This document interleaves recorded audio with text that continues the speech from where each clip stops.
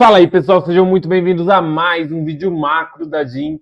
E no nosso vídeo de hoje a gente vai falar sobre a decisão que abalou o mercado financeiro aqui no Brasil na semana passada. A gente vai falar da decisão do Copom, do nosso Banco Central, de aumentar a taxa Selic em 1 ponto percentual e ainda mais, falar que vão aumentar a Selic em mais 2 pontos percentuais nas próximas duas reuniões que vão acontecer em 2025. Então hoje o nosso objetivo é falar um pouco mais sobre essa decisão e também falar para vocês onde estão as oportunidades e qual deve ser a postura do investidor de bom senso nesse momento.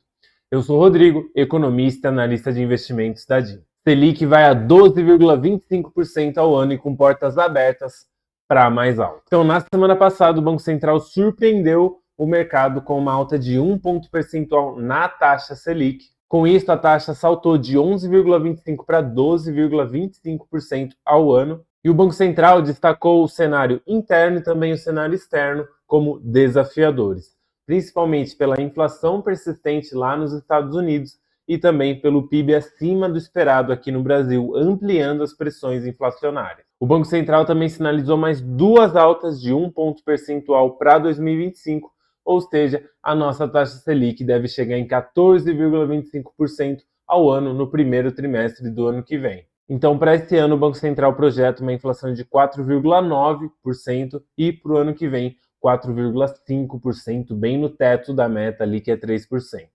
Além disso, os desafios fiscais acabam impactando as expectativas econômicas. Então aqui a gente tem o gráfico da Selic, como vocês podem ver, ela veio acelerando aqui esse ano e chegou a 12,25%. E por que isso ocorreu? Basicamente porque o cenário fiscal no Brasil não está nada bom. Então o governo vem gastando muito mais do que ele poderia, o mercado está ficando com o pé atrás, e isso acaba gerando muitas pressões, como a gente viu, né? Então, pressão no câmbio, que já ultrapassou os R$6, que isso causa também uma pressão inflacionária que vai fechar acima do teto da meta esse ano. E aí, o Roberto Campos Neto vai ter que ir lá escrever uma cartinha para o Senado explicando o motivo desse estouro da meta do teto da inflação. E aí, como essa questão fiscal está pegando muito no Brasil, há uma desancoragem das expectativas, o Banco Central foi lá, tomou uma decisão dura e teve um comunicado mais duro ainda, falando que vai ter mais duas decisões dessa magnitude nas próximas reuniões. O Banco Central está tentando arrumar a casa ali. Além disso, essas aqui são as próprias expectativas de inflação do Banco Central brasileiro. Então, como vocês podem ver aqui, para 2024, o banco espera um IPCA de 4,9% e 2025, 4,5%. E como eu falei para vocês, a política fiscal tem muitos impactos nisso, então o pacote fiscal decepcionou o mercado. O ajuste necessário é em torno de 250 bilhões de reais e a proposta veio com apenas 40 bi anuais. E qual foi o resultado disso tudo?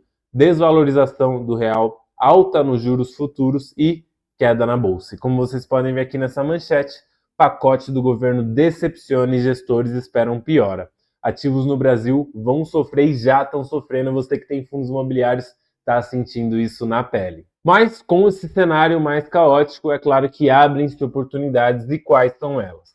Bom, na renda fixa, títulos atrelados ao IPCA, os famosos IPCA+, oferecem proteção contra a inflação e um alto potencial de retorno em prazos mais longos. Já os ativos ligados ao CDI se beneficiam diretamente dessa alta da Selic, proporcionando ganhos imediatos e previsíveis. Nas ações, a gente vê cada vez mais empresas com lucros crescentes e descontadas, tanto papéis de crescimento que são mais arriscados, quanto papéis previdenciários que são mais defensivos. E nos fundos imobiliários, mercado dominado por pessoas físicas, eles continuam penalizados, apresentando preços atrativos e rendimentos consistentes, mas aqui é importantíssimo saber escolher os melhores fundos imobiliários. Então, com um CDB 100% do CDI, pagando 12, 13, 14% ao ano, quem vai querer se aventurar nos fundos imobiliários? E daí a gente está vendo uma grande desvalorização dos fundos. No último mês já desvalorizou 3, 4%, e esse tipo de ativo deve continuar pressionado no ano que vem. E finalmente, quais são as conclusões e as perspectivas? Bom, existem hoje desafios e oportunidades no cenário atual. Os investidores devem agir com estratégia, tem que ter um plano de alocação bem definido e também com disciplina para conseguir seguir esse plano. Além disso, o planejamento é a chave para o sucesso em tempos de incerteza. Para investidores com um perfil mais arrojado, é hora de se posicionar em ativos descontados, mirando o longo prazo, mas sabendo dos riscos. E para investidores de um perfil mais conservador, é hora de optar por títulos atrelados ao CDI no curto prazo e curtir ali os seus rendimentos de até 14% na praia tomando uma água de coco sem preocupação. Mas é claro, aqui existe o custo de oportunidade, ou seja, atrasar uma decisão agora pode limitar seus ganhos futuros. E aí você pode pensar, poxa, mas os fundos estão caindo agora, ações também, vou deixar meu dinheiro aqui na renda fixa, nesse CDB vai estar rendendo bem, e quando as coisas virarem, eu vou começar a investir em ações e fundos imobiliários. Isso aqui é uma decisão que não vai te proporcionar tanta rentabilidade quanto alguém que está se posicionando agora. Então a gente tem que ficar atento ao custo de oportunidade. E finalmente, o mastigado desta semana, a gente vai ter na terça-feira a ata do Copom com mais detalhes sobre essa decisão de aumento das taxas de juros.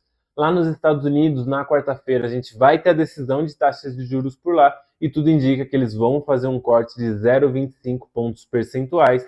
E na sexta-feira a gente vai ter os indicadores de inflação do PCE, que é o preferido pelo Federal Reserve e que deve aí dar indicações dos próximos movimentos do Fed. Bom, pessoal, esse foi o vídeo de hoje. Espero que vocês tenham gostado. Lembrando que não é nenhuma recomendação e espero que de fato a gente tenha contribuído para vocês entenderem qual a melhor estratégia de investimento para 2025 e para o longo prazo. Até a próxima!